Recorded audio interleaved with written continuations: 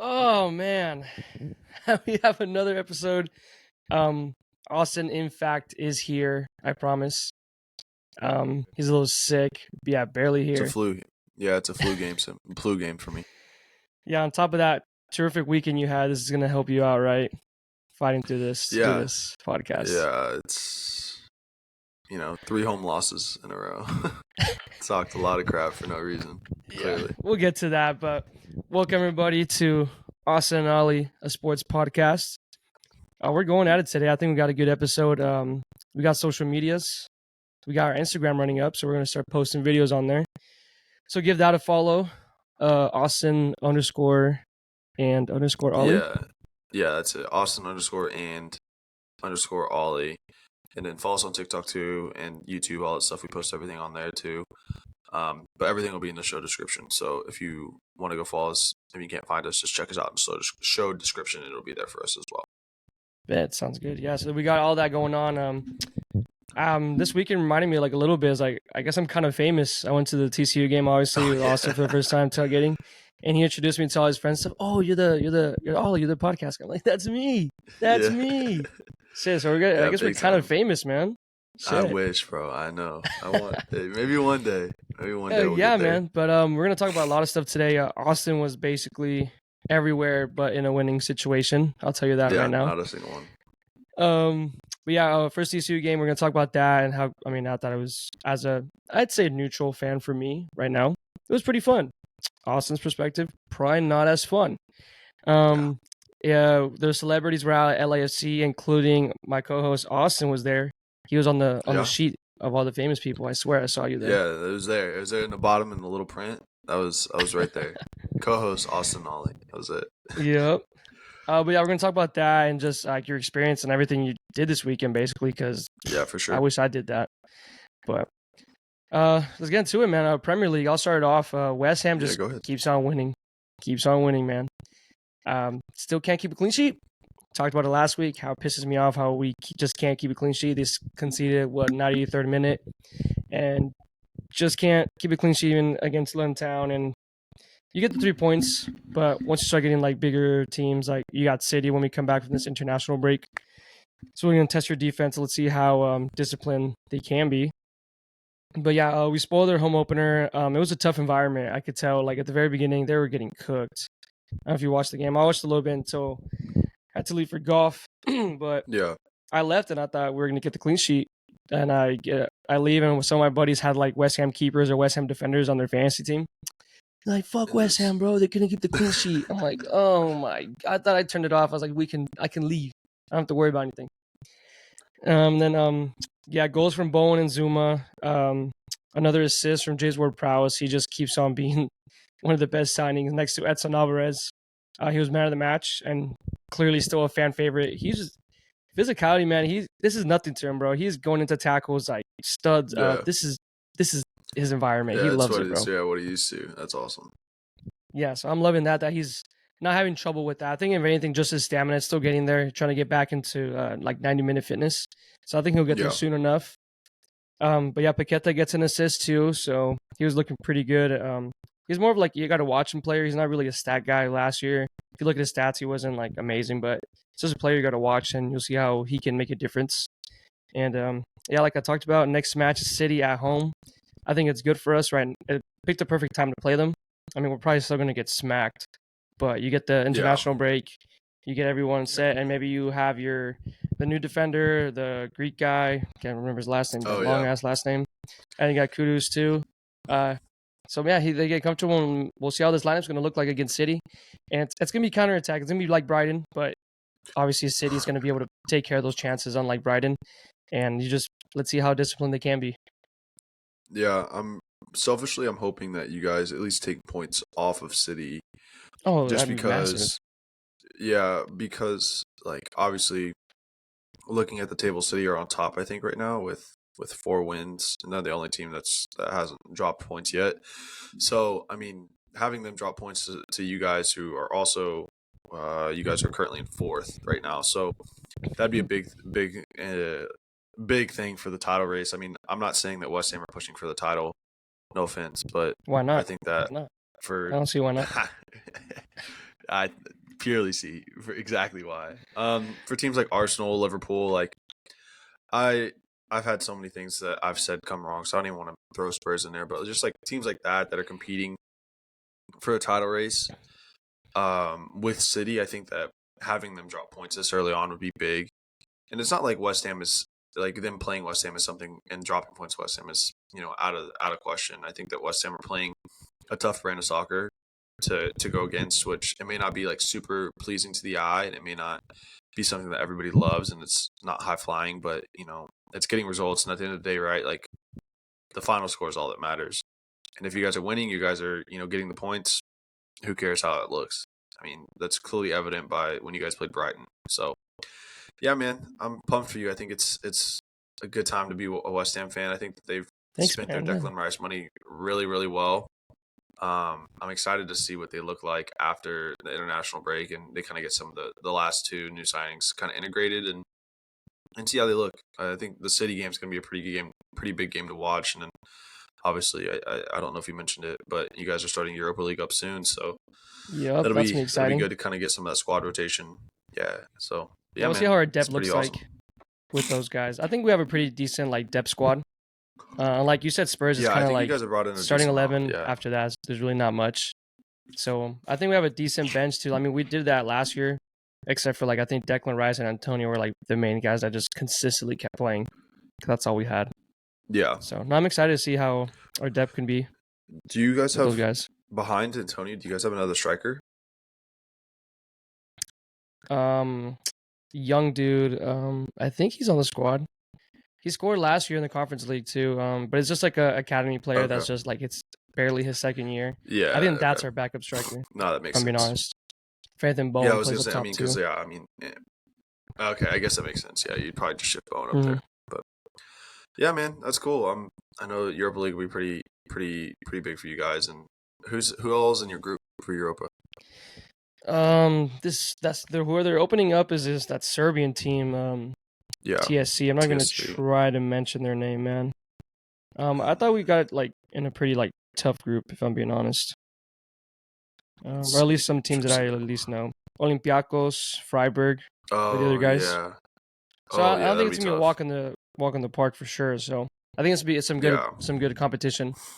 I think that they should still make it out, obviously, but some good competition. I remember going when Spurs, I think they were in Champions League and they played Olympiacos, and that's that's a super tough environment to play. I have a couple friends that are like really big Olympiacos fans, and they're big upping them. So yeah, man, I'm curious to see how you guys do, and I think it'll be cool, especially to watch and kind of see how it goes. So sweet, man. How are y'all gonna do in European nights? I was gonna ask you that. All right, yeah, you can talk about your team right here too. I'll transition to that. That's a fun joke. That's a fun joke. Kick him in while he's down. A lot of them today, bro. That's crazy. All right, yeah. So moving on to Spurs, 5-2 win at Burnley. I'll try to keep it short. Big win. Finally got the offensive attack going. And crazy that it coincides with Richarlison being benched and Son moving into striker, which he immediately scored a hat trick. So I think that was kind of the plan all along, was for Ange to kind of let Richarlison have his run, knowing that it wouldn't work, and then eventually move Son into that role, which has worked perfectly. So hopefully it kind of keeps that up. I'll be interested to see how after the international break, like what happens. I know that Richarlison, I think, is going with Brazil. So I don't know, maybe going home for a little bit and kind of getting his mind right will kind of help him get a little bit better. But who knows, man. Some big takeaways. Madison is still balling. He looks unbelievable. He can really even at 40 million, he looks like a bargain. I think that he's probably the best player on our team, at least form wise. And then could be in discussion for best player in the Premier League. I think his form right now should absolutely have him start in the England squad with I think it should be him, Declan Rice, and Jude as that little midfield three. It's a nasty midfield, man. It's a nasty midfield. So I think that just everything that he's been doing really since he got to Spurs has been fantastic. He's a great leader too. He's he was a vice captain not even 2 months after joining, which is I feel like is pretty big and kind of just shows the kind of character that he has as a person. Our fullbacks, I don't know if you watched the highlights for this, but Pedro Porro, our right back, he played a disgusting ball that led Son in for his third goal, and it was probably a 40 or 50 yard pass that just like dropped perfectly right in front of Son, right in his path to run and just finish it. And so that's something that, like, if he can keep doing that and staying defensively sound, that's really impressive. And then on the left side, Destiny Udogie he's like an Italian, like U21, and just moving into the Premier League. This was his first year in the Prem, and like he pretty much right away like settled in and just has shown his quality. I think he has like an assist or two this year already, and just he's really kind of just locking down that left side. So it's something that like takes me back to the days when we had like Danny Rose and he was playing week in, week out, early in that like Champions League final season in 2019, where like we had somebody at left back that was like a constant game changer, and that's kind of something that Udogie has that is really nice. Christian Romero is probably my favorite player on the team. Just like I love his attitude. He's a World Cup winner. Like, and then just randomly he scores a world class like top ends goal off of a corner, like from outside the box too, which like nobody would expect. And he plays with like so much passion. I think that it's infectious to kind of watch him play, and it makes it fun. Makes it fun supporting him. Makes it fun. You know, you see him like winding people up too. It's just like a good time. So. We play next after the international break. We play Sheffield United at home, which, you know, you just got to take care of business in games like that and kind of keep the run going, keep the form going, which will be good. Kind of hitting on the fact that you kind of mentioned that, you know, Spurs aren't playing European soccer anymore, or at least this season. We're already out of the Carabao Cup, so pretty much from here until holidays, we're playing one game a week, which for the league is a good thing. I mean, it could be a very good thing, yeah, for y'all. It could be a very good thing. So I don't want to say that Spurs are going to challenge for the title. I can't say that. I'm so tired of jinxing things at this point. This is now 6 weeks into it. I think that I'm not going to say it, but it's just something to keep an eye on. That's all I want to say. But yeah, man, that's kind of all I have on Spurs. I know we were at the tailgate on Saturday when the game was going on, so I had to catch the highlights after the fact. But yeah, man, I'm really happy with everything that has been happening. Just signed Brennan Johnson from Forest, which will be kind of good to add as like another like striker winger type, which will be nice. So yeah, man, looking forward to after the international break, kind of seeing how we look, and hopefully we can keep this run going. But yeah, on to the match of the week. We're going to start kind of just featuring only one match in the Premier League when we talk about it, trying to shorten some of this stuff up. I felt like the match of the week was Arsenal United. Obviously, big top six match between two, you know, teams that are pushing for European soccer, and Arsenal really challenging for the title. I think that it was a 3-1 win on Arsenal. It was Sunday morning, I think, if I'm correct. Yep. Did you have a chance to watch it all or anything like that? Yeah, so I did. I made sure to wake up for that. I caught it while I was on the plane. Yeah. So I caught it while I was on the plane, had a little bit of it. What are some of your big takeaways of the game, and kind of what did you think while you're watching it? Just Manchester United in general. I mean, it's all right. Rashford had a really good goal to start it off, and then it just shows you. I don't know if you saw that clip with I think it's like some Man U guys that do like live stream or like during the games, and they're like, guys, we need to calm down. Like Arsenal does this, like we get carried away, but Arsenal's going to come back and they're going to score pretty quick on us. Right? Yeah. He finishes his sentence, and then they score that beautiful field of goal, bro. Yeah. I think it was Odegaard that scored, yeah. But it was a beautiful it was a beautiful build up, and I was just like, oh my god, like, 'cause like this is what I'm glad I woke up to watch this. Like this is what I want to watch. Yeah.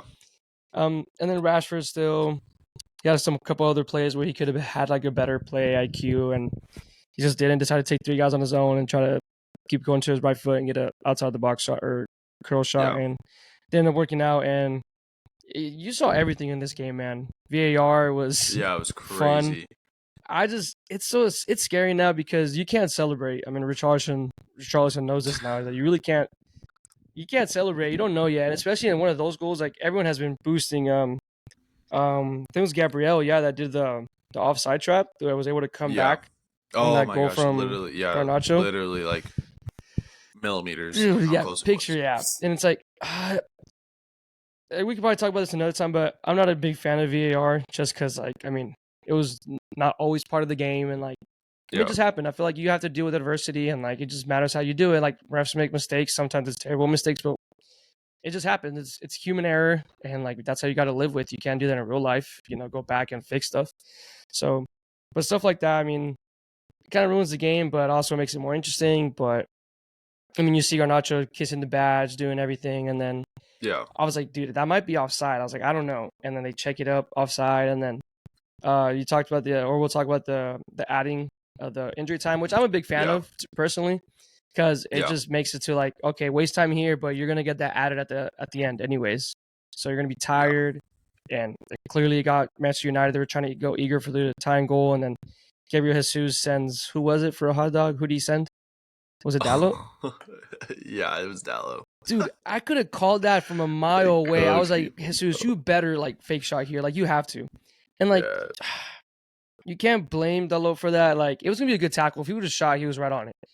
But I mean, you gotta like recognize just, the game. I mean, He's a right-footed guy, and the fake shot, and you just looking like an idiot. And Gabriel Jesus just cool, calm, and collective, and just slots in the bottom corner, and just it was a lovely goal, man. But it was a good game, like you said. You had everything. You had the VAR controversy, and just great game in general. And Arsenal ends up taking the 3-1 win, and you get to see former Hammer Declan Rice score a goal. Yeah. So I think that definitely the new injury time and the revised rules behind that are kind of showing now that they're making big impacts. I mean, right, Declan's goal is in the 96th minute.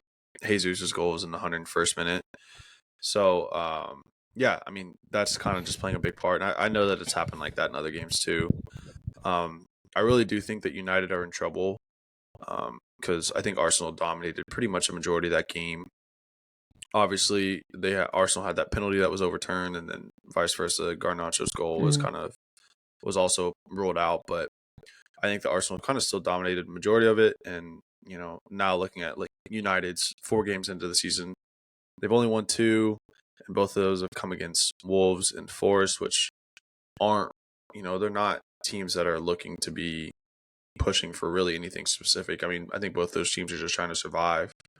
So it's kind of concerning if I was a United fan to see how they do. So I know there's a lot of like Ten Hag questions on what he's doing and kind of some of the selection stuff. And then obviously like on like social media, they're kind of in hot water when it comes to like the Greenwood, like loaning him to Getafe, I think. Getafe. Mm-hmm. And also now, and then Anthony, like all the like domestic violence stuff that he has going on in Brazil. So there's a lot of like narratives and kind of uncertainties surrounding United that I think isn't good for them.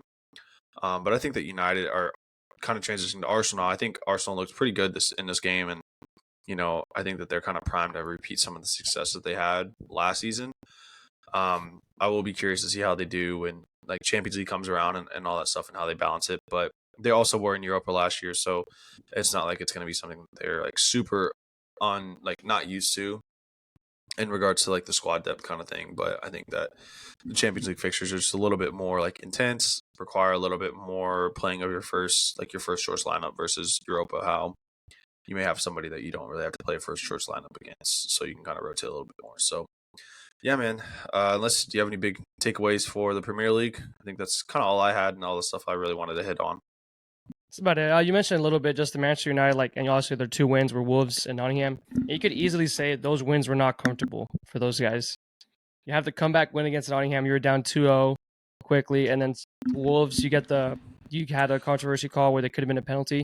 So it's scary. You can say, yeah, we have 6 points, but like, hey, those 6 points, you did not win comfortably. Easily could have been 0 or 2 points. Or 1. And or 2. Yeah, exactly. Did tie both games. That's all I got for Premier League, man. Well, cool, man. Well, I'll go ahead and get my glove. Let's get ready for Oli in Outfield. Let's do it, man. Hold it. There's a lot to talk about. I was about to punch my hand like as a glove sign, but points over to Julio Diaz. So that just leads perfectly to it, man. He is on the way to the game yesterday at the Ranger game. On the way, get the notification. It says, Diaz gets charged for domestic violence again. So it's not the first time. It's sad, man. It was outside.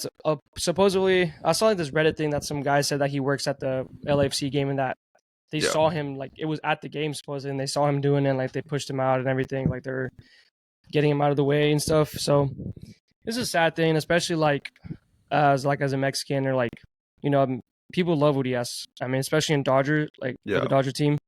I mean, mostly Hispanic Mexican people like him striving, winning a World Series. Like it was just awesome. And then I remember my mom would be like, "Oh, like look at who he has. Like he has a cool story." And I'm like, "Yeah, mom, but he beats women." So I'm sorry. He's beating people. He's beating women, and this is the second time. So I really think this should be the last time we probably ever hear of him, if it's true. I mean, right now they're just allegations. We don't know yet for a fact. But I mean, we wouldn't be surprised since he's already had priors to it. I think it was like a 20-game suspension. Yeah. But it's gonna be tough to come back from that, I think. And then Trey Turner has been on a tear as of late. He was getting booed on his at bats. It was bad towards the beginning of the season, and he just decided to turn it up. And obviously, he's showing why he got paid that $300 million contract with the Phillies. And he's also leaving on paternity leave today, which means he's going to be expecting a child. But if you go back 9 months before, some people like to do this when there's a big athlete or something like, why are they on paternity leave? Like, what happened 9 months ago? What happened 9 months ago? What happened 9 months ago? He signed a $300 million contract. So he was excited and he said, "Hey, we can have a baby. Let's do it. Baby. Yeah, let's make a baby. Let's make a baby." Exactly. So, congrats to him. So, other hand, Lucas Giolito played for 3 teams this year so far. Started off with the White Sox, traded to the Angels, got waived, and to the Guardians. Okay. Lucas Giolito did something that hasn't been done since 1899. Jeez. I don't know if he wants to be part of this list though. He is the first pitcher to allow A+ runs in a game for 3 different MLB teams in the same season. Since Bill McGee did in 1899 for the Louisville Cardinals, Philadelphia Phillies, and the Washington Senators. So that's crazy. I was trying to think of like 3 teams in one season is pretty like crazy. But it's like, no, I mean, it happens. Just like, right? Trade or like get released and like people pick you up. So it happens often more if you think about it. But then like on your debut game for each of those teams, you gave up at least 8 runs. It's crazy to me. That's just like sucking on a whole other level. And I feel like, I don't even know, because he was a pretty good pitcher last year too, right? So I feel like at this point, it's got to be something like on the mental side. Like you're tipping your pitches or just like not having that confidence in your abilities and kind of just showing like it just kind of just waterfalls at that point, which is brutal. And when he got traded, I think he was like a sub-4 ERA, like I want to say like 370-ish. So obviously he's a good pitcher. Just I mean, it happens to the best of us, but I think it's a funny stat to have. Obviously, it's not something he wants to have. The fall off is crazy. Yeah. Stick with the Angels. They stay poverty. Obviously, they're gonna lose. They're gonna lose Shohei Ohtani for a while, I think, or he got pulled yesterday from the start. He got scratched because of an oblique injury, and they're gonna have their team picture today, but they said he wasn't available, so they pulled not a stunt double, but like it says body double, a body double for the team photo. He's all in Shohei. I would do it, bro. If they went up to you and say, "Hey, bro, we need you to be Shohei for this picture. You wear the uniform. Yeah, it's funny. And you fit you fit the requirement. You got the height. You got the size. It'd be an honor to be Shohei Ohtani. Yeah, just for the picture, just standing next to everyone. It's like a fun story too. I was like, "Hey, I was Shohei Ohtani." He was like, "Dude, shut up." I thought the picture's funny. It's some white dude. It might be like some guy that works in the organization, like a coach or like a batting coach or something. But yeah, they're gonna Photoshop him later. I want to see how that Photoshop's gonna be. Yeah, that's gotta be right. Damn good. It has to be. Royce Lewis, name's familiar because he put up a grand slam against us in the Minnesota series last week or 2 weeks ago at Minnesota. He's a rookie that was drafted in 2017, straight out of high school. He's the first overall pick for the Minnesota Twins. He was supposed to be really good, and like injuries have really held him back. Talked about it a little bit last week or 2 weeks ago, and he's hit three grand slams in the last 8 games, or his past 8 games. 3 grand slams, 3 grand slams, 10 homers, and is batting .307 with a .354. Wait, 10 home runs in 8 games? Oh, that's the season. My bad. I think season. But the 8 games is the Oh, Grand okay, Slams. okay. I was like, My bad. Yeah, I should have put I some was like, pause in yo, that. that's Yeah, 3 crazy. Grand Slams in 8 games, and I think it's 8 over like games and then 10 homers for the 175. season. Yeah, so but he's only like 175 plate appearances, I think. So 10 homers, and that's Oh, wow. his Yeah, stat line for the that's pretty season. impressive.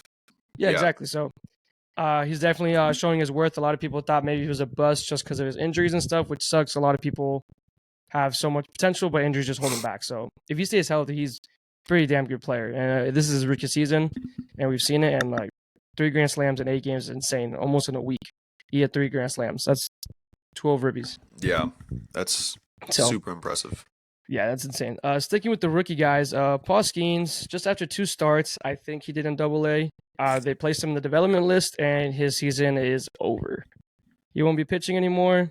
They said it's not like a performance thing. It's just we want him to be ready, have a full off season, be ready for next year. And I think it's smart thing to do. But media's running away with it, obviously saying that they're shutting him down for the season, like blah blah blah. But it's to get him in development list, you get him throwing specific pitches and stuff like that he wants to work on. Yeah, and then like also he did have a full college season too. Like it's not like he hasn't been pitching all season anyway. So I mean, I'd be curious to see like between what he threw in college at LSU and then also through what he did in like rookie ball, single A, and then Double-A or whatever. Like it's probably a year's worth of innings, so it's probably good. I mean, he's the first overall pick. Like they don't want him to really like do anything to his arm or his shoulder or his elbow. So I think it makes sense, especially because he's one of those like high velocity guys, and I think that I've seen a lot of research that say like guys that have high velocity, it's hard to keep them healthy and not have Tommy John and stuff like that. So I don't think there's really much to it. I think it kind of makes sense, and they know what he have. Let him get situated at Double-A at the start of next year and kind of keep rolling. Yeah, and like you said, like he had a full college season, so like just putting him out there, like I forget that. I think about him like, do they play ball that quickly? And like, bro, they just played a whole college season. Like for people that come out of college, it's like you said, bro, he went from college, maybe had a couple of weeks, months off, and they said, okay, get to baseball, which is probably fun for him. He's like, yeah, I get to keep playing baseball. But if you're thinking long term, you definitely want to keep him healthy. And like you said, he's a guy that really resides on his speed and stuff like that on his pitches. So you want to make sure he keeps that as much as possible. Exactly. And I think he pitched between college and then the minors, he pitched like 130 or so innings this year on 24 starts, which I feel like that makes sense. I mean, he got kind of like hit around at Double-A. I think he gave up 4 earned in 2 innings. So yeah, man, I think it makes sense and kind of just get him ready for the year. And he's probably having some of that arm fatigue, and he's got to adjust to the big league, like the minor league lifestyle. So no, I don't think there's much to it. Yeah. Well, that's all I got, man. That's all for the All in the Outfield. Get you back in the showers, get you quick out there, because I'm excited for AU today. I can't wait to talk to my professor. He had a lot of things to say. Yeah. I guess we can go ahead and hop right into it. Yeah. So TCU lost. I talked a lot about. I don't know if Colorado's a good team. I don't know if Deion Sanders is a good coach. I wasn't like super sold on Shador at quarterback. Is Travis Hunter really like everything that he said to be? Well, I've seen them in person, and I am officially a believer. I hate to say it, I really do. I was I like him at. How Prime said you believe? Yeah, he keeps receipts, and everything that he said was going to happen happened, and yeah, I mean, I think the Colorado the Truth, they're now ranked 22 in the nation. Yeah. Which is, massive. After going 1-11 last year is unbelievable. I think that to give them their flowers, they played a great game. They really didn't make any mistakes. Their offense, they made the play when they needed to. I mean, at the very beginning of the game, TCU got the ball, went 3 and out, and Colorado immediately went all the way down the field and scored a touchdown in, let's say, 12 plays, a nice orchestrated drive. So, I mean, to come in and to do that at, a record-breaking crowd at TCU, I think there was 53,000 of us there. So, it was 105, it felt like. So, to do that and to come off at a 1-11 team, and I think they had close to 85 or 90 new players this year versus last year. So to be able to do that is just is unbelievable. And I'll eat the crow. I think that all props are to be given to Colorado, their coaching staff, their players, because they bought in, they did everything they needed to do. They had a great scheme. Kind of now transitioning to TCU, I think that there were some serious issues on defense. I was kind of saying it all game, but when you have a 3rd and 2 and your safeties are guarding the slot receivers and they're 15 yards off the ball, it doesn't make any sense. I mean, all day long, Colorado took what TCU gave them, and TCU was giving them all this like short and intermediate stuff, and they took it, and should have had 510 yards passing on the day. So yeah, which it is what it is. So I think that I kept saying throughout the game, I trust TCU's defense. They have 7 starters returning, and their secondary is supposed to be reloaded and be even better than it was last year, and it just didn't look so. I think the secondary got burned the whole time, and it was rough. It was rough out there. It kind of reminded me of like the Big 12 championship game, how you never really realized that you kind of always just expected TCU to go down and score, but then they never did. Like they just didn't. And in the game, you walked away kind of disappointed, upset, because it was a loss. It was a close game.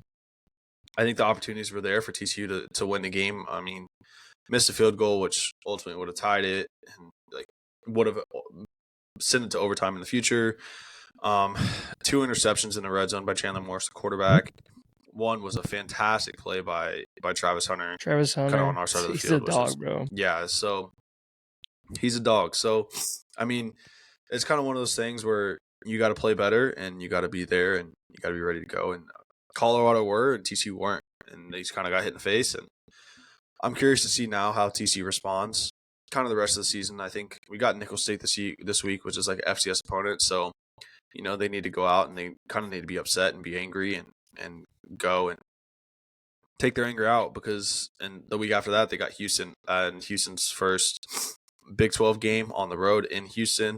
So it's not like it gets easier, and the Big 12 slate's going to be coming up pretty quick. So TCU's got to respond. They got to figure out their answers on defense, and I back them to do that. It's just they need to do it. And then this week Colorado play Nebraska at home, which will kind of be a big game, and I'm expecting it to be pretty packed out. So I'm pretty curious to see how they do. They play some big games later in the season against USC, Oregon State, Oregon. So yeah, I'm excited to see those games too. Yeah. Well, my man coughs. No, yeah, it was a good game to be at. First game ever. I thought it was just I didn't know much about both teams. I knew that Colorado was a new team, new guys. Like you said, no one knows what's gonna happen. But Sanders, man, he looked good, man. He looked comfortable in that pocket, bro. Maybe TCU just never put any much pressure. I know they got a couple sacks, but he just looked so good, man, rolling out the pocket and just making plays like he was supposed to. He didn't really try too much, I'm being honest. And then just Travis Hunter. I think it felt that. Yeah. Yeah, I think that it felt that anytime that Colorado needed to make a play, I think that they were going to make it. They had 4 receivers with over 100 yards, so it's kind of brutal to see, and you kind of hit it, right? Like TCU, their weak point on their defense really is a defensive line, and they need to be kind of making more plays, and they just didn't. Yeah, and then Travis Hunter, I had no idea who he was. Like I said, I'm new to this college thing, man, and my friend told me, he's like, "Oh, bro, you're lucky you get to see like the best college football player like to ever play." And I was like, "Who?" It's like Travis Hunter. He's like, he's playing on both sides of the ball, corner and receiver, and made some plays, got touchdowns, got over 100 yards, got a crazy pick on the goal line. That was just insane. He just ball hawked it. It was amazing. And on top of that, he played over almost 130 snaps in Texas heat over 120 with pads and a helmet on, which I don't think people are like recognizing that enough as they should have been. Like, dude, that's insane. You have to be so like healthy and in condition to be doing all that. And the only thing that people are saying that's gonna cause him from not winning the Heisman is if he keeps doing that. You're playing more, so that means more likely of injury. You're just on the field for longer, so not that it's bound to happen, but it could happen more because you're playing more.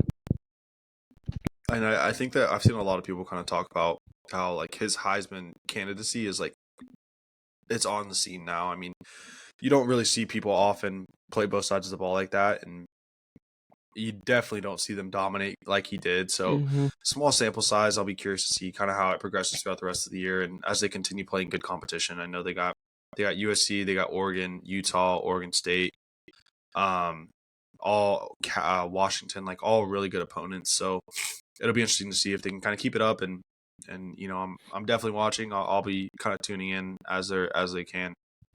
But yeah, man, to kind of keep moving. Some brief talking points throughout the rest. So throughout last weekend, and then kind of moving on to the weekend preview. I think that the ACC is a really deep conference. One of the big marquee games of the weekend was Florida State LSU. And I know that I had mentioned that I thought LSU was going to win. I thought LSU had a better team, but it didn't look that way at all. I mean, Florida State dominated them and really just showed like why that they're now a top 5 team in the nation. So I'm definitely kind of interested to see, you know, how they continue the rest of the week or rest of the season, and kind of how the ACC shapes up the rest of the way. One of the other out of conference games that the ACC had was North Carolina playing South Carolina, which again was one of the games that I had mentioned last week. Got that prediction wrong also, as I did with LSU, as I did with TCU. So kind of keep that train rolling. UNC beat South Carolina. Pretty efficient day, and I think that Drake May kind of showed why he's one of the top 3 quarterbacks in the nation right now. And you know, South Carolina have a lot of things to kind of figure out, and to, you know, there's supposed to be a lot of things that, you know, they were going to possibly complete on the SEC East this year, and you know there was a lot of hype around Spencer Rattler, and you know he threw for 350 yards, but you know didn't really make the plays that you needed him to make. And then the last thing around the ACC is last night was the final like big game of the weekend. Duke had a big upset on Clemson, where there was like a lot of things that, you know, Clemson really was never in the game, and they were a preseason. I think they were 7 before the game started, and they dropped all the way. They lost the game, and the only reason why they scored any points was because Duke muffed a punt. So it ended up being 28-7, and I think that it just kind of shows like, hey, like Duke is a really good team, and they have the talent. They're coached really well. They have a good quarterback. And I'll be interested. The ACC is a conference that I kind of want to keep an eye on, because I think the upper echelon of the ACC could kind of make some moves around the national scene, which is pretty impressive. And then quickly, just a little weekend preview. There's 3 big games that I kind of think are going on this week. So the first one that I'm interested in watching is Ole Miss Tulane. So Ole Miss is ranked number 20, and then Tulane is number 24. You don't see SEC teams really do this very often. So that's why I'm pretty interested to see kind of how it goes and what the result of this is. Tulane, like at the end of last season, beat a really good USC team, Caleb Williams in the Cotton Bowl. So that's, you know, a big game. And then Ole Miss is a really good team. They are really good in the transfer portal. Lane Kiffin is a really good coach, never really good quarterback in Jackson Dart. So I think it's going to be a tight game, and I think that there's a lot of good things to go around it, and a lot of reason to be excited about it. But I think Ole Miss is going to win. I don't think it's going to be a massive blowout, but I think, you know, 3 to 7 points on the road, I think is a good result for Ole Miss. The second game that I want to talk about is Oregon going to Texas Tech. I think that there was a lot more hype around this game before this past weekend when Tech lost to Wyoming. You know, Tech is one of those teams that was like had a lot of hype going into the season. People thought that they could make some noise in the Big 12. And, you know, Oregon was going to be the test where they can see, like, hey, can they compete on the national stage? Like, are they a talented team? Do they have the talent to do so? Well, obviously they lost this past weekend to Wyoming. Not a good loss. Really bad for them. Tyler Show, their quarterback, transferred to Texas Tech from Oregon. So, you know, is it a revenge game for him? Does he kind of have a point to prove that, you know, maybe he should be the starting quarterback over Bo Nix Oregon? But I think ultimately, I think Oregon has more talent than Texas Tech does. I think that they're used to more these big game environments. But I think that Texas Tech, I think that environment will help them. And kind of, you know, things are kind of weird in Lubbock after dark. And, you know, I think ultimately Oregon will win. But I think it's going to be a really close game. I could see it being, 2, 3, 4 points. But I mean, going upwards of 7. But if Texas Tech were to win, it wouldn't surprise me because I think they are a good team. They have talent, but I just don't think that they have the playmakers to do it. And I think that Oregon's a better team and kind of more prepared for this on the national stage. And then the game of the week, very clearly it's Texas against Alabama. So this is the second year in a row they played. Last year it was at Texas. This year it's at Alabama. So I think it's going to show a lot about both teams. I think, is Texas really back? Is Quinn Ewers their quarterback? Does he deserve to be in the Heisman conversation? Can he make big plays on a national stage when they need to? Is Alabama still the national power that they are? I mean, they have so much depth and so much talent, but there was questions at quarterback going into the season. Is Jalen Milroe their quarterback? Can he win big games and big moments? I think that ultimately, right, I think it's going to just show that, Texas has the talent, but I think at the end of the day, they're still Texas. I don't think that they have the mentality to go in Alabama and compete. I'm looking forward to eating my words in a week's time and to come back and talk and after Texas, blows out Alabama at home. But right now I think that Alabama's gonna win. I can see it getting to as much as like 17, but it wouldn't surprise me if it's a close game. If Texas is ready, it may be 7 to 10 points. But yeah, I think Alabama still wins the game. But at the end of the day, I mean that's Austin University. That's kind of all I have on college ball. It was a good weekend. I think it's going to be an interesting season, and I think that there's a lot of really, really talented teams that aren't, the SEC, which is good. I think the SEC still has some of the top talent in like Georgia, Alabama. They're all still really good teams, but I think that this could be a year where there's a national championship team that isn't an SEC. So, yeah, man. Moving on. I haven't talked with you about this yet. But I think I want to rename the Jinx of the Week to YDKB of the Week. If you don't know what that means, it means you don't know ball of the week, which clearly I don't know ball. So I yeah, love man. that. Yes. Yeah. So Austin, YDKB, you don't know ball. Everything that came out of my mouth last week, yeah, clearly everything that came out of my mouth last week was wrong. Prime can coach. TCU can't play defense. LSU can't beat Florida State. South Carolina can't beat North Carolina. I mean, you're the fate of God, bro. Yeah. There's Book It with Trenton, and now there's me. So yeah, I don't know ball apparently. Yeah, I don't know. I'm it's tough. If you would have seen me on Saturday, I know all he did, and I was a rough state of affairs. I was upset. It was a rough day in general. Home. Saturday, bro. It was a rough day. Yeah. They kick me while I'm down. The Rangers get smoked too while we're there. So like, I maybe I don't know ball. I thought I did, but I guess I don't. So. Yeah, you can get humbled real quick, man, with these sports every weekend now. And NFL's about to start, bro. So. Yeah. It's okay, man. It's only gonna get worse. Just telling you right now. Yeah, so we're gonna take a week off from giving hot takes. We just need a break. We need to get a win. So yeah, let's do that. Let's focus on that. Let's transition to the Rangers. Let's see what. Let's go to the Rangers, man. I'll give you a little break. Let's see. I don't want to talk about the Rangers. Yeah, again, it's another week. We're gonna keep it short and sweet. We suck once again. Pitching terrible once again. Offense is kind of getting hot-ish. Not even. I mean, you have Mitch Garver. Has been absolutely dogging ever since I think late July or early June or early July, and then Seager just being Seager. We saw it live yesterday. He had 2 home runs. His first one was first pitch and just absolutely just pissed on it. He was pointing my leg, and I was happy about it. I was like, hey, he did it. And then still didn't win money because JP France decided to get a strikeout, and what's his face couldn't get a hit. Nathaniel Lowe couldn't get a hit, and Jeremy Pena, Pena decided to get 2 hits. Okay, but yeah, no, I mean that's another series loss for the Silver Boot series for the Rangers. That's 7 years in a row. that we can't beat the Astros. I mean, I could care less about the silver boot unless we start winning it. Then I will care about it and rub it in Astros' face, but that's not going to happen. Yeah, no, it was a great environment, man. It was a lot of Houston fans. That stadium was loud, and sadly, they were more louder than us, Ranger fans. Yeah, Like it it definitely seemed like felt a like home there game was. I was kind of for them. surprised. Yeah, I was surprised at how many Houston fans there were compared to Texas fans, which not ideal, especially when you it's a big series. You need to make some plays and Yeah, to kind it's of get usually I outshadowed mean, by because the Rangers your are actually rival. competing.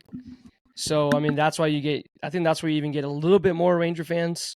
But I think if it would have been like last, I mean, like, I think a couple years ago, I mean, you still get people just because it's Houston Rangers, but definitely don't even get close to what it is now. But you at least try to compete with the Astros. But I mean, Astros have just been doing it for so long, they know exactly what to do. I mean, shit, they've been to ALCS. I think I think I heard about this. Like, I think at least 4 years in a row where they at least Yeah, made it to the ALCS. So, that or even sounds more right. than that. But they're in their dynasty phase, and I mean, shit, there's nothing we can do about it. It just sucks that it's the same team that is in your state. So I don't know how long it's Yeah, gonna be like that. You'd think this year was gonna change, but I'm gonna tell you right now that it's not gonna change. As we're recording this, doesn't Rangers look down like it. 4-0. Otuve pimped a solo shot, Oh, and sweet. Uvaldi's days off is already done. He made it 1 1/3. So That's we'll talk awesome. about what happened today with the designation stuff. Pitching obviously is still a damn problem, but there's nothing much you can do. There's nothing in the minor leagues that you can do. Glenn Otto got DFA'd. Feel bad for the guy. He really didn't pitch much, but when he did, it was bad. He just got put in terrible situations. Spores somehow gets to see another fucking day on this team on the fake IL. Why can't you just drop his bitch ass? Ian Kennedy's back with the club. I'm going on a rant, man. This is pissing me off, Go dude. I'm ahead. sorry, but Go Ian ahead, Kennedy bro. finally gets called up. He got called up early in the year. Got his contract selected. He did okay. I mean, I think he got rocked, so they sent him right back down. I kind of forgot we had him again. He was with us a couple years ago. He was our closer. He was a pretty damn good closer. He got traded at the deadline, I think, 2 years ago, and we got something good. I think it was him and Cal Gibson that got traded to Philly. So I mean, he had a pretty good. Like, it was one of those just like one season wonders, and they're gonna hope that he can do it again here. But yeah, so that's what the moves were today for the Rangers, and Bruce Bochy is just trying everything they said. We're gonna do everything, and we mentioned it briefly, or me and Austin were talking off camera. We're like, they asked him on the interview they had for them today. It's like, what are the possibilities? We could see Evan Carter just for like, I don't know, something for this damn team to get something up. And he Yeah, said, get some man, juice. he said everything's on the table. Like, we're taking every single possibility, and that makes me think like, I told you last week, what if Leiter comes up and like he's had 2 pretty good starts ever since going on the developmental list? And I mean, I don't think you call him up to Globe Life if you guys saw where he was pitching in front of Mac Maddox and some live BP Yeah, telling him some yeah. stuff. I don't think you just do that. I really do think they've thought about it for sure and said, hey, I mean, he can throw 99. I know he's going to be in a tough situation, but shit, can't be worse than what the bullpen is doing right now. I think that it can't be worse than what Swarms gave us yesterday. That was absolutely like, we saw that live, bro. That shit was so sad. It was so sad. I'm I telling thought we you, saw him getting DFA'd in person. I don't know how they just didn't do it right there and then. Yeah, But just don't even no, like don't even 2 come years back ago, tomorrow. me and my coworkers, Spores, absolute. We're haters of Spores, obviously. And we were talking about it before the TCU game the night before. Like, dude, Spores actually was having a decent year. He was actually doing pretty good. Yeah, And then he just wasn't able to get guys out. And like, that was seeing that live actually killed me. I'm watching Spores shit my team away and the win again. Like, why is he still on this? Like, but what sucks is that he's actually one of your best relievers. I hate to say it, as bad as he is, he's one of your best relievers. Like it or not, he's one of your best relievers. So again, we're trying everything. I really don't think you should be surprised if maybe we get lighted up like 6, 7, 8 inning guy. They're testing him or they're doing him in AAA or AA with just a couple innings. So I mean, that's all you need. I'm gonna ask for 2 innings from him, and if he can get me shut out 6 outs, dude, I mean, obviously I'll take that. So okay. Yeah, it's Rangers, and then Wyatt Lanford gets called up to AA. Gotta love it. Yep. That's another guy straight out of college, just still playing ball, and he's just raking. Yeah, he went 0 for 4 in his debut, which it's tough, but at like high A ball, I mean, he had an OPS of over 1,000, so Mm-hmm. it's pretty elite stuff, and just could have been an off day. So I'm curious to kind of see how he does, and I wouldn't be surprised if he finishes out the year at maybe they call Evan Carter up to the majors, and I wouldn't be surprised if Langford kind of settles in quick, and maybe he goes up to AAA by this year. But I think that he probably stays at AA, and then probably next year he starts off at AAA with, and I have maybe the back end of the year next year that he comes up to the majors. So yeah, definitely could be possible. exciting. I mean, we need some center field and left field help, especially at the plate. Yeah, for sure. So yeah, man, could be big. Series, I mean, after the Astro series is over, we got Oakland and then some big gains against Toronto, which they're kind of our direct competition for playoff right now in the wild card chase. So we got to worry about wild card now, man. As of today, it was only half a game. They're gonna get close, and I'll tell you right now, the Astros probably beat the Rangers today, so we're gonna even be more farther behind. So yeah, it's gonna be at Toronto. These games they're winnable if you still want to even be considered in the conversation of playoffs. So okay, but yeah, man. So that's kind of it on the Rangers. Let's kind of move to the last team that really has stuff going on in the Metroplex, and that's the Cowboys. So they open up their season finally. NFL is back. First game of the week is on Thursday. I think it's Chiefs Lions, but Cowboys play Sunday night in New York City, or I guess New Jersey, but whatever. In New York against the Giants. So I'm excited to see. They're 3-point favorite. They're 3-point favorites, or the Giants are 3-point favorites. Yeah, Cowboys are 3-point favorites. Yeah, okay, that's cool. I mean, I think the Giants are a good team. I think that Brian Dable is a really good coach. I don't want to give the Giants too much credit, but trying to be realistic here, I've tried giving hot takes, and maybe I just got to be more of a realistic fan. Maybe that'll kind of help out. Yeah, you just don't expect disappointment like me, bro. Yeah. So I'm excited to see the Cowboys offense. No more Kellen Moore. We don't have Zeke anymore. Big Mike's calling the plays now. We have a really talented receiver room. Tony Pollard is, a great back, and Deuce Vaughn is there. He's, kind of showing out. Offensive line, aside from Tyler Smith, is pretty healthy. So, yeah, I mean, I'm really excited to see the offense. I think that the Giants also have a really good offense. Danny Dimes he's not a bad quarterback. He's not. I don't think he's gonna win you like a Super Bowl, but I think that he's there, and he's top half of the quarterbacks in the league. I think he's better than them. Obviously, Saquon's back, and kind of curious to see if he can kind of stay healthy this year and all that stuff. But I'm not super terrified of the receivers. They have Darren Waller this year, which is a good upgrade at tight end for them. Whatever. But I think that their offense will kind of test the Cowboys' defense, which is what we need. We need to kind of see what we have on defense, kind of see what Trey Diggs, and excited to see like Stephon Gilmore and all that stuff kind of debut, as well as our linebacker depth, which kind of feels like our biggest concern on defense, and kind of see how that looks. So, I mean, what are you kind of looking forward to the game, and what are you thinking?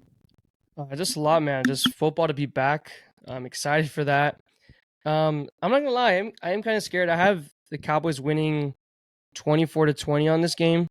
I think I'm not worried about the defense. Like, I know the defense. I mean, Dan Quinn's back. We're basically almost running it again with the same, just upgrading the position. So I know the defense is gonna do its job. I'm just scared of.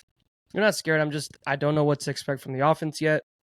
Last season, I think was my last season that I was not rooting for that, but I give up on him kind of already. Like oh no, I've always been the Dak like I'm like that one meme where like Jesus on the cross, like covering all the people behind him. That was me with Dak haters. That was me. I was like, please stop. I was like, he's a nice guy. He's a nice guy. Please no.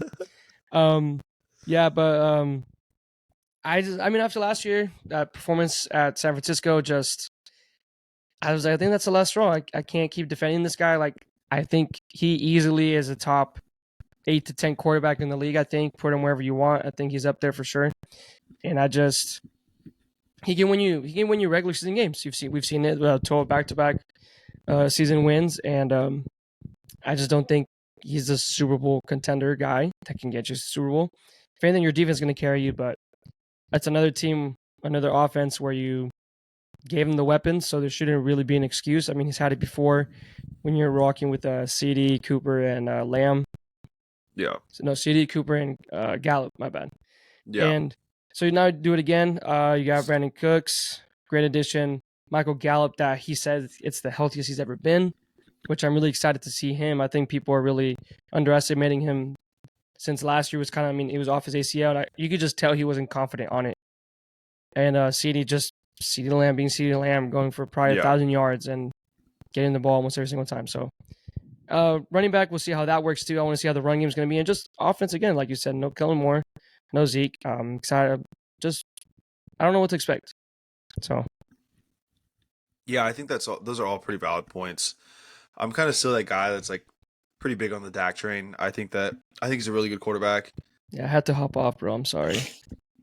I was on it for a long time. I think that it's fair to question him making big plays in big times, which that's fine. This flu game is going crazy right now. Have Jordan do it, bro. Yeah, I have no idea, but I think that I'll be interested to kind of see how he performs this year. So I think that the Cowboys end up winning 31-21. I think that our wide receivers are too good for the Giants secondary. I don't think that the secondary that the Giants have is pretty good. But honestly, who knows, man? I don't know anything anymore, so I don't know ball. I know, right? Like, you could say stuff, but I don't know if it's going to happen or not. So yeah, should have had us losing. Yeah, man, I can't say that. I'm delusional enough still to kind of convince myself that we'll win every single game. So it is what it is. But yeah, man, I think that's pretty much it. Kind of a short episode today. You got any final thoughts or anything like that? No, man. It's football, man. Our mental health's gonna be out the drain now for sure. It's gonna depend on these guys even more because the Rangers have absolutely drained me. So yeah, it's excited, definitely kind of upsetting that, you know. Yay. Yeah, I have two ways to kill my mental health every weekend, each day. But yeah, man, thank you guys so much for listening. Big news on the fantasy football front. Ollie and I have a big week 1 matchup against each other. Oh, yeah. So we'll let you guys know how that goes, you know, who wins, you know, what shit we're talking with each other. Who actually knows ball. And yeah, you know, maybe my I don't know ball streak will keep going. So I really hope so. I'm praying on it. We'll see. So, but with that, man, thank you guys so much for listening. We try to keep it a little bit shorter today and kind of just testing some new things out. So, like Ollie said at the beginning, you know, go follow Instagram, go follow TikTok, go follow our personal Instagrams and Twitters and stuff like that, which I know Ollie's pretty active on that stuff, and I'm trying to get a little bit better at it. But yeah, thank you guys so much for listening.